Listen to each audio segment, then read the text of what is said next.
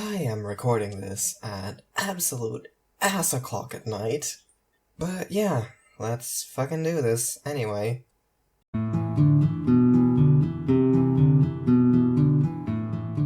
Firstly, I will say this. This is a Netflix series based on a series of video games based on a book series.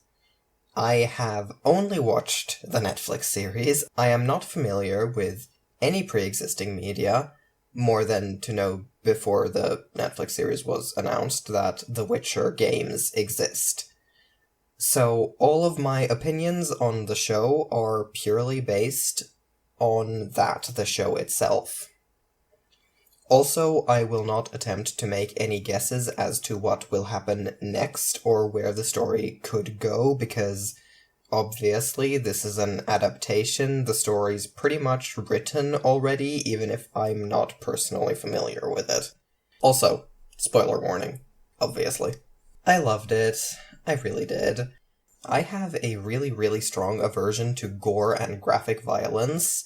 It can give me serious bad brain times, up to and including forcing me to do things like keep one of my eyes shut, or squeeze my wrist as hard as I possibly can, because otherwise the image my brain is sending me of my eye being gouged out, or my hand chopped off, or whatever, is just too damn powerful. So, obviously, when getting into something like this, I had some, reservations. But it's honestly not terrible. There's only, 2 instances of someone being gutted, and they're neither of them super well lit. There's at least 2 instances of some eye stuff, which is the worst, but it's just 2 over 8 hours of show, so I can survive it. There's people being cut up on battlefields and wounds gained from monsters, other things like that, but the show doesn't drench itself in blood. It doesn't revel in pain and violence and torture like, say, I don't know, Game of Thrones. There is a bit of it, but that's not all the series is. The show has its fair share of sex too, but it's not gratuitous, though Yennefer does spend more time naked than Geralt, which is not surprising in the least, but deserves a mention because, yeah. And while the show does discuss rape, briefly, and it's a thing that is at risk of happening in 2 instances, I think, there's no rape scene anywhere to be found. Well, there are some iffy consent implications to Yennefer's orgy spell, but I'm going to give her the benefit of the doubt and say everyone consented beforehand and were just shocked by the abrupt end to the festivities. Yeah, let's go with that. There's also incest that one time, but it involves 2 incredibly minor characters, one of which is already dead by the time we meet them, so that's something, I guess. While obviously humor is subjective, the vast majority of its more lighthearted moments land really well with me, and also Jaskier is the light of my life. Its more serious bits don't feel entirely hopeless either.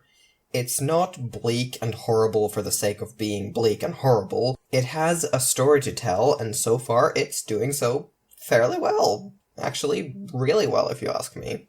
Its biggest pitfall, I would say, is that it leans too much into the assumption that audiences will accept that a man and a woman are in love because they kiss.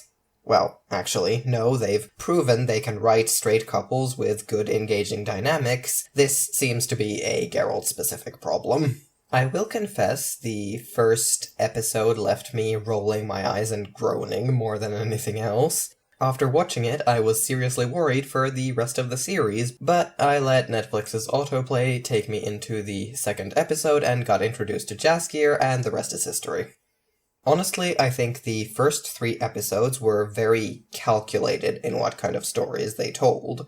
You have the first one, which features a garden full of illusory naked women, a woman showing up, existing in 3 scenes, one of which is a sex scene, and getting immediately fridged with an added man who supposedly cared for her, killed her, and feels extra awful about that thing on top of it, the fall of a city to a horrible siege, It feels very Game of Thronesy, at least to someone like me who is only familiar with Game of Thrones through what other people have said and watching one episode way back when and then hightailing it in the opposite direction.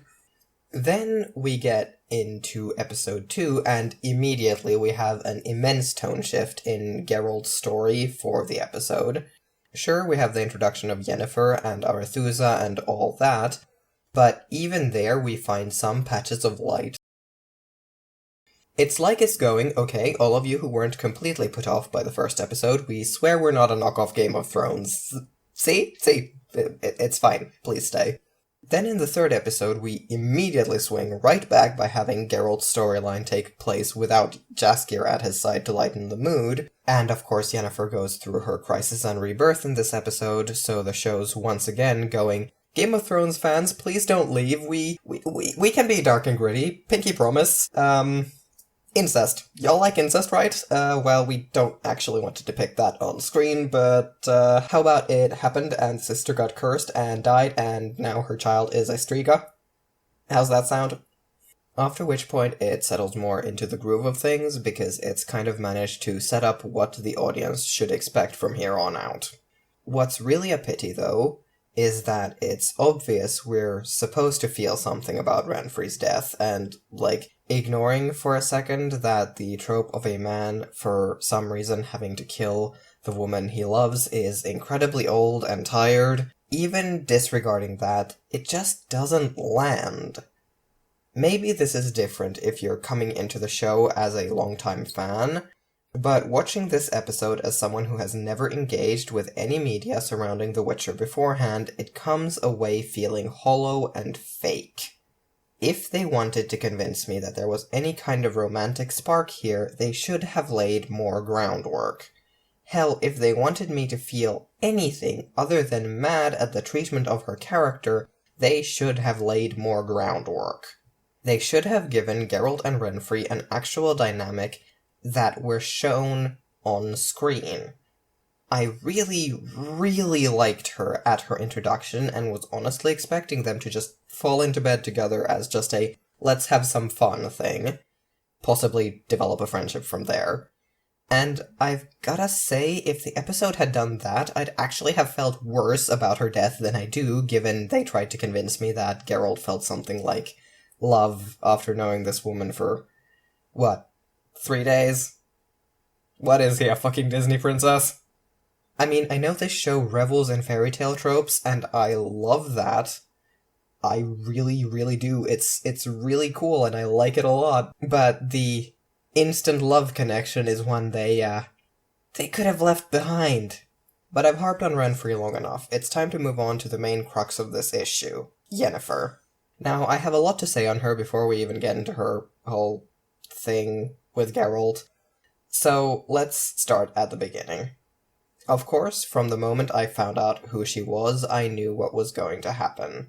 Because, obviously, she doesn't have severe scoliosis in any of the brief glimpses I've had of her in other places. So I went into it resigned to the fact that the series would be pulling a disability cure on me. So, at least I had forewarning. I will confess the visuals of paralleling the Striga's rebirth with Yennefer's was a very engaging choice, though. Obviously, I don't like the disability cure trope, but I've gone over why ad nauseum elsewhere already, so how did this show handle it? Well, I'll say this, they did make it quite obvious Istrid had no problem finding her attractive before her transformation. That was actually really refreshing. And the transformation itself being a requirement of ascension and coming at the price of sterilization... Yeah, I'm a trans person in Finland. I relate. Honestly, relating to her so much on this one subject is probably why I'm so frustrated at the show for how they handled it, and her subsequent regret. She doesn't ascend with the others. She barges into the Enchanter's workroom and demands he make her beautiful. We get no indication she even wants to be a mother before her ascension. In fact, it seems something that would be entirely counter to her character at that point. Honestly, the show handled it so poorly that all her subsequent talk of how they took something from her comes away sounding hollow. Her ascension is presented to us, in the context of the episode and her story so far, as entirely her choice and a deliberate fuck you to those who would tear her dreams from her because of something as simple as her blood. It's presented to us as her taking back her power instead of something being taken from her. You know what would have been more horrific and fit better with her following characterization? If she hadn't known going into it what it would cost and had been put to sleep during the procedure. Did the other girls know? I'm assuming not, because Yennefer was only informed of this moments before the procedure started, so my assumption here is that's only the case because she was going into it fully conscious, so there's no hiding what's happening from her. As it is right now, the backstory the show has given us for her makes her come off as having buyer's remorse. If the cost had been hidden from her until after the fact, or we'd gotten to see her struggling with the choice between ascension and her want for a child, if we'd gotten literally anything like that, it would have been better. Either way, the sterile woman desperate for a biological child trope is as old as it is sexist. Not to mention, at the moment, she seems to want a child for all the wrong reasons. It's something beyond her power, so she wants it. She wants to be important to someone, so she wants a child. Just, Yennefer, please get some therapy, and after that, maybe look into adopting if you still want a kid, once you've worked through your issues in a healthy way. Please, for the love of God. I mean, there is literally a war on. It would not be hard to find an orphan. Which, kind of, in a roundabout way, brings me back to Geralt.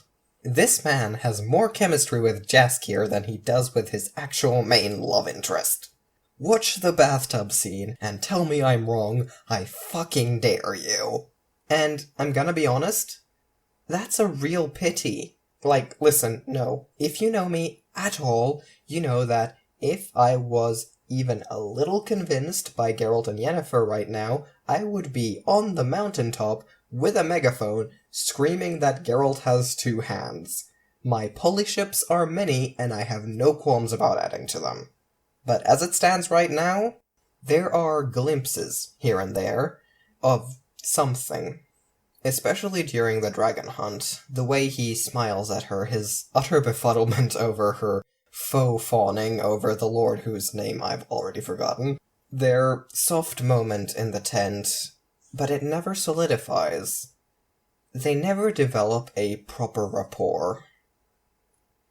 I'm supposed to feel like these two have known each other for years in episode 6. But I get more of that we've known each other for a really long time now and have settled into a recognizable dynamic vibe off of Yennefer and Jaskier in that episode than her and Geralt. And I'm so mad about it because you know what? I can take care of myself. You don't always have to. That ship dynamic? That is my shit! I would love Yennefer and Geralt with my entire fucking heart if the show had actually shown me that. Really, right now, Yennefer has better chemistry with Istred than she does with Geralt. I'm serious. Watch their interaction at the dig in episode 7 with her fondly rolling her eyes, unable to completely keep the smile off her face as he talks about his research, and the laugh in his voice as he defends himself. That was fucking quality. Why couldn't we get this level of quality for the actual main pairing of the entire fucking show? Like, honestly, right now, the only thing getting me to ship them are the quality poly memes that a comparatively small section of the fandom is putting out. But, this is just season 1, so they still have time. I'm also a sucker for found family, so we'll see if the addition of Ciri does anything for their dynamic. Which brings me neatly to Ciri herself and her storyline, and honestly I don't have much to say there. Her relationship with Dara could have been more interesting if they'd got to spend a bit more time on the dynamic of her being the granddaughter of the woman responsible for the slaughter of his people, but we didn't because they parted ways pretty soon after that. What little we saw of her familial relationships so far have all been pretty good. I really do like her, but she's only shown us a very little bit of her personality just yet, which, mind you, is completely understandable. She's had a very traumatizing time lately. And obviously she doesn't have any kind of dynamic established with Geralt within the show yet, given that their plotlines only just caught up to each other at the very end of episode 8, so I don't have any strong opinions on her yet, because, as I said, found family is really what I'm here for, so, I'm very interested to see where her storyline goes. But yeah, final verdict, I love it very much, and I cannot wait for Season 2, and hopefully Geralt and Yennefer get better writing because they have so much potential, and also Geralt needs to apologize to Jaskier right fucking now. I'm serious. How dare you? Thanks for watching this video, and I hope you stick around. Bye!